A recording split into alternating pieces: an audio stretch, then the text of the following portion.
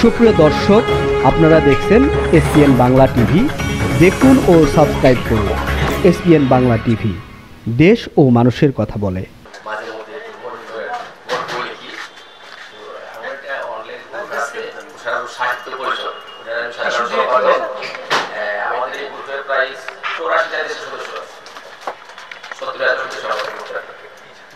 চেষ্টা করি লেখার জন্য।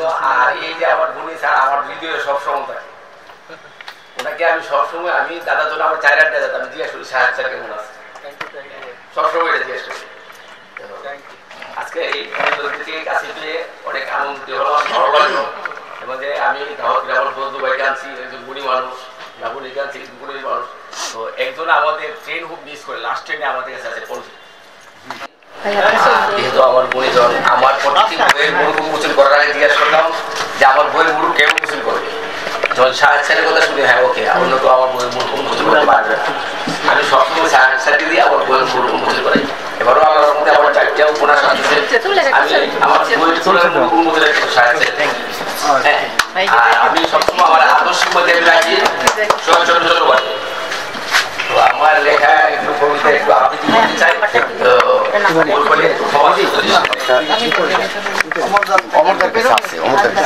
অমর হইল আমার প্রাণের মানুষ, কারণ আমার চায়ের আড্ডায় আমি সবসময় অমর দেখতে পাই।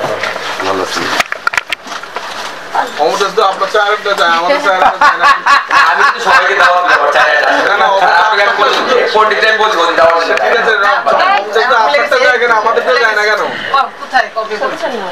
বলছিলাম। আমার কবিতার নাম হলো আমাকে লেখক। আমি গানও লিখি, কবিতা লিখি, মাঝে মধ্যে গল্প লিখি।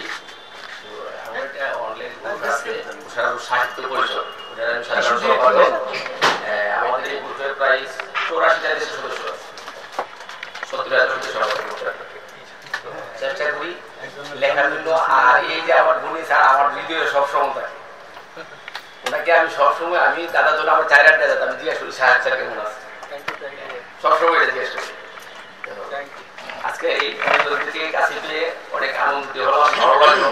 এবং যে আমি আমার বন্ধু ভাইকে আনছি, একজন গুণী মানুষ, বোনিকে আনছি গুণী মানুষ। তো একজন আমাদের ট্রেন খুব মিস করে, লাস্ট ট্রেনে আমাদের কাছে আছে পৌঁছে। ফার্স্ট ট্রেনে আসতে পারে